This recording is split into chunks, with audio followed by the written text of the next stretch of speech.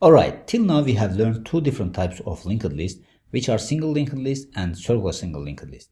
Now in this section, we will start to learn another type of linked list, which is double linked list. Okay, let's quickly recap what is the difference between double linked list and single linked list. In case of single linked list, each node reference to the next node. As you can see from this sample single linked list that node 1 reference to node 2 reference to node 3, and node 3 reference to node 4 over here. And each node stores the physical location of the next node. Now in case of single linked list, if you want to traverse back from, for example, this node to this node, it's not possible. This is limitation of single linked list. Now to overcome this problem, we have double linked list. In the double linked list, each node contains two references. So first reference is the physical location of the previous node, and the second reference is the next reference, which stores the physical location of the next node. By storing the physical location of the previous and next node, we can traverse backward and forward. So this means that from 2 we can traverse to 3, and from 3 we can traverse back to 2. So as you can see, physical location of 2 is 111, and in 3 we have previous reference, which is 111 over here, which is the physical location of previous node over here. And in second node we have next reference, which stores the physical location of next node. So the physical location of the next node is 222, and here you see that we have 222. So with this, we are overcoming the problem of backward traversal in case of single linked list. So as we said, in case of single linked list, we cannot go back from this node to the previous node, but in case of double linked list, we can go forward and backward. So this is the main advantage of double linked list. Now let's see how can we create a double linked list. Now when we are creating a double linked list, the first thing that we are going to do, we are going to create head and tail references. Now in this case, in head we don't have anything, and in tail we don't have anything. And the next step is we are going to create empty node. So in this case, the physical location of node is 111. So in this case, we don't have any value in it. In the next step, we are going to assign a value to it. Now let's say in our case, we have assigned a value of 5 to this node over here. As you can see, in this case, we have two references of this node. So in this case, this is going to be only node in our double linked list. So this means that we are going to set next and previous references to null. So in this case, we will not have any node after this node, and we don't have any node out before this node. That's why previous and next references set to null. Now then, we have to create a link between head to this node and a link between tail to this node. As this is the only node in our double linked list, so both head and tail has to reference this node. So we are going to update the tail reference to 111, and with this, a link between head and to this node is created over here, because 111 is the physical location of this node in the memory. Similarly, we are going to update the tail to 111, and with this, a link between tail and this node is created. So as we said before, 111 is the physical location of this node in the memory. So that's why by setting it to tail, we are creating a link between this node and tail. Now with this, we have successfully created our double linked list over here. So basically the steps are very simple. First, we are creating head and tail. Then we are creating a node and assigning a value to it. Then previous and next references of this node is set to null. And then we are creating a link between head and this node, and a link between tail and with this node over here. Now let's put all these steps together and see how the algorithm of creation of double linked list look like. Now here, algorithm starts from here. So in our algorithm, we will have node value as a parameter. And we are taking this node value and we are creating a blank node over here.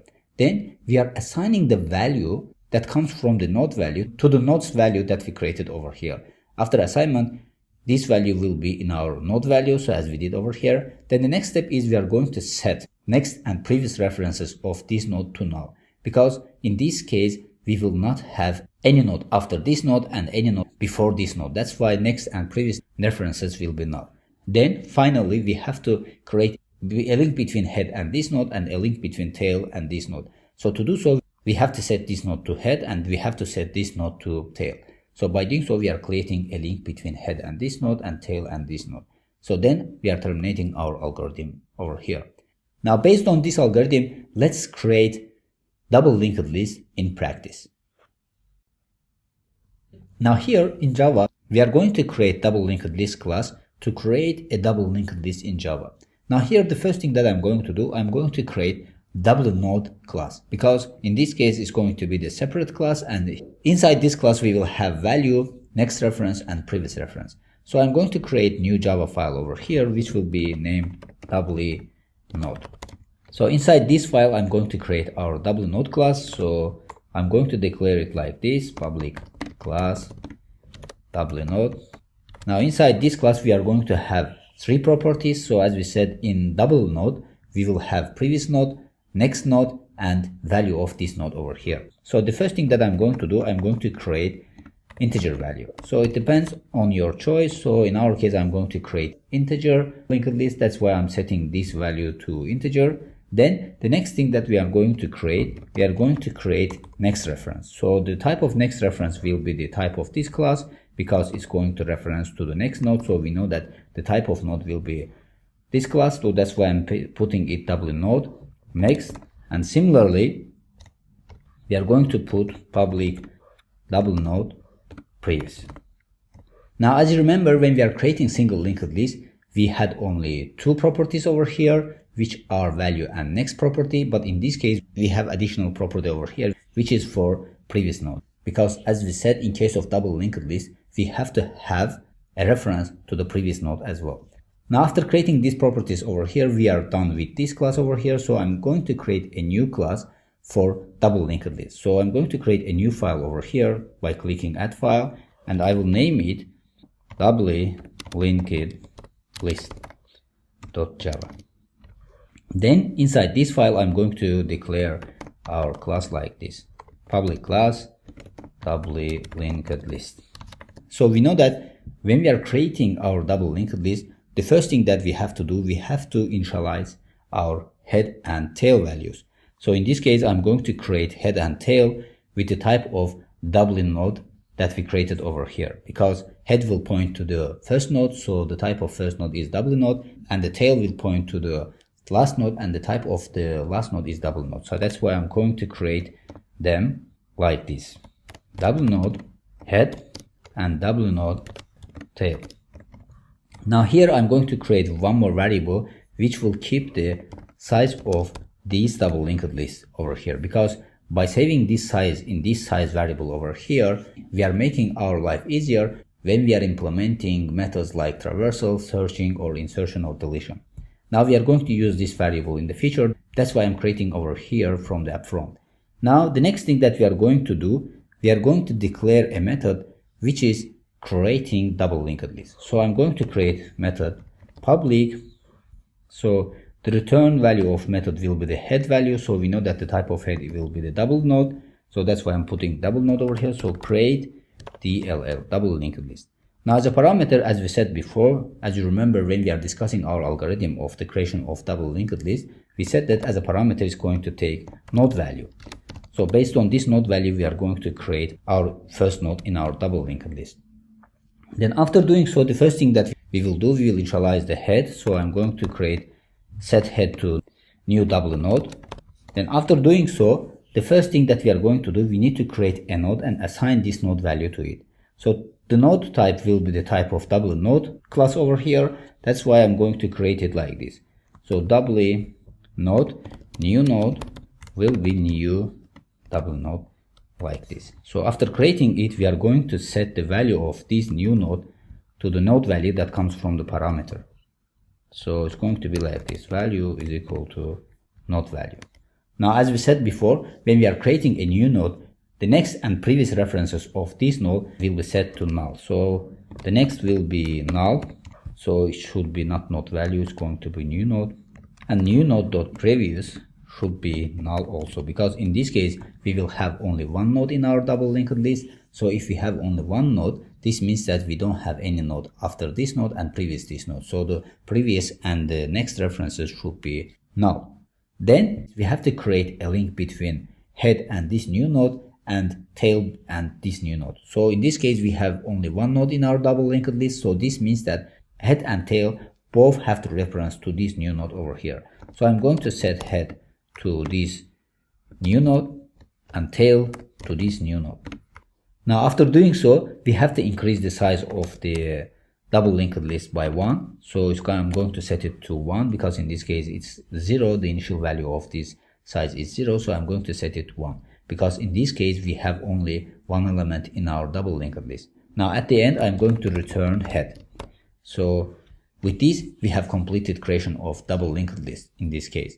Now as I mentioned before, the steps are very simple. So here first we are creating a new node, then assigning the value to it, which comes from the parameter. Then we are setting the next and previous references of this node to null, because in this case this is the only node in our double linked list. So this means that we will not have any node after this node and previous this node. So that's why the previous and next references are set to null. Then at the end we are creating a link between head and this new node and tail and this new node. So by setting new node to head and new node to tail, in this case we are creating a link between them.